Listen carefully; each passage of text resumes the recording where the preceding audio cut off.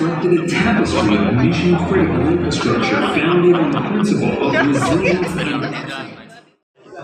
Yang jadi kita saat ini saya. I mean, if you want, but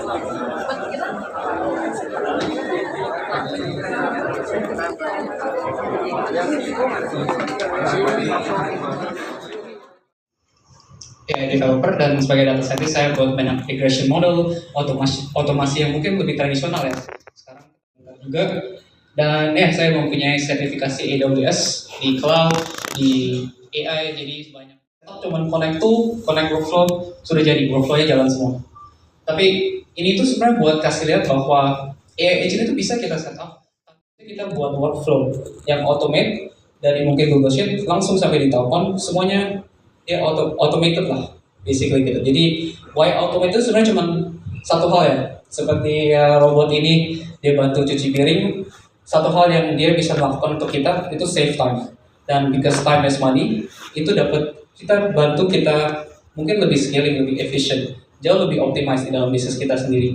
Saving time, nah waktu itu bisa kita pakai untuk hal-hal yang lebih berguna, hal-hal yang lebih penting gitu. Dibanding mungkin kita setiap hari 3 jam cuma menontonin email ya, atau mungkin copy data ke Excel, spreadsheet gitu ya.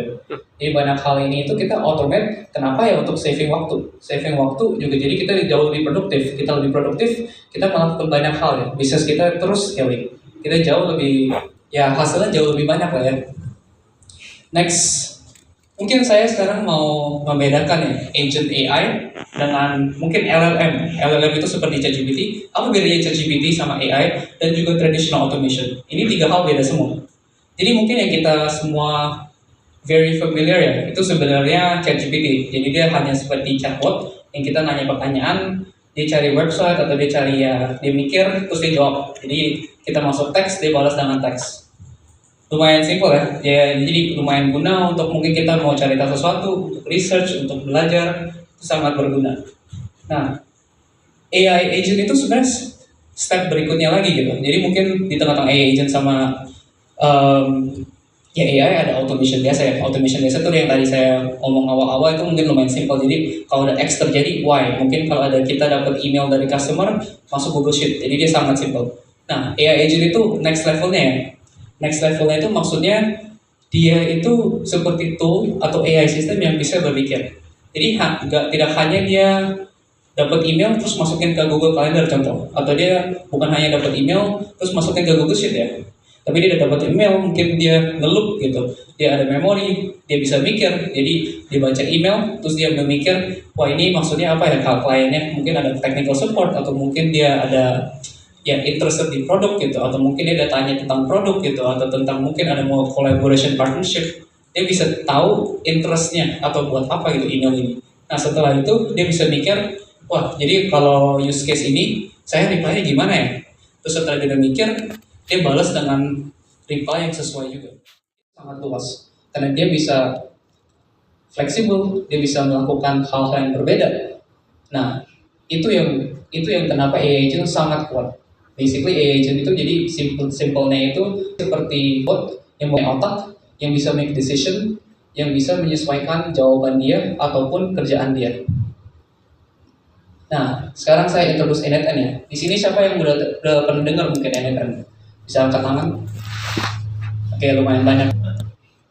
Oke. Terus kalau gitu mungkin banyak yang udah denger, tapi siapa yang udah pakai mungkin? Siapa yang udah pernah deploy sesuatu di NetN? Bisa angkat tangan juga. Oke, ada beberapa juga ya. Nah, NetN itu sebenarnya sangat simpel ya. Itu dia automation platform. Maksudnya apa? Jadi automation itu traditionally itu lumayan kompleks karena kita mungkin harus set up software, kita harus set up container, terus kita harus banyak script-scriptnya, function-function untuk manggil-manggil. Jadi setelah A, terus B, terus C, terus kita harus deploy di server gitu. Mungkin yang untuk developer sudah tahu ya, kita harus deploy banyak pipeline-nya yang sangat ribet. Nah, NetN itu seperti flowchart. Dia kayak buat bangunan Lego. Nah, setiap Lego itu seperti tool atau seperti step-step yang automationnya jalan gitu. Jadi contoh step 1 baca email, step 2 mikir mungkin apa artinya emailnya, step 3 mungkin dia buat ya dia tulis balasannya ya, terus step 4 dia reply. Nah yang membuat NetN sangat ya wonderful ya sebenarnya itu karena dia open source first of all, open source. Jadi bisa kita self host di server kita sendiri.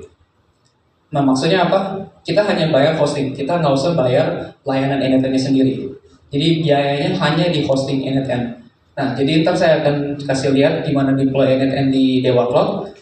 Terus itu sangat mudah ya, sangat mudah kalau deploy di Dewa Cloud, terus langsung jalan. Nggak usah kita bayar cloud luar negeri, walaupun di luar negeri, kita nggak usah bayar biaya pay per use atau apa gitu.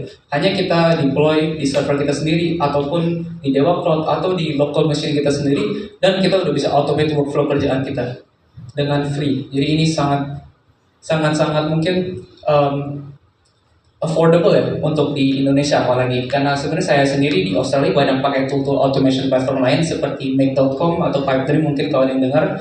Nah masalahnya tool seperti itu biayanya lumayan mahal ya karena dia bayarnya pakai Australian dollar atau US dollar terus bayarnya per use. Nah itu bisa lumayan mahal untuk pengguna di Indonesia. Tapi kalau kita pakai NFN kita hosting di hosting provider Indonesia seperti Dewa Cloud. Terus kita bayar biaya Indonesia dengan rupiah. Terus selain itu, dia juga banyak fitur-fitur yang bisa connect ke API, ke database, ke WhatsApp, ke Instagram, Facebook, LinkedIn. Banyak banget yang dia bisa connect, Google Sheet juga. Dan itu semua jadi